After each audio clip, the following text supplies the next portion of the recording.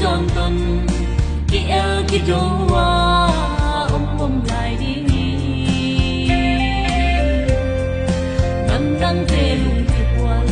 ô cái năm mi tê kia lùng tua chạy đâu à kia đâu riêng hiểu xem mang ngõ giông xuân quân tôi tế lại à lên gầm lấy à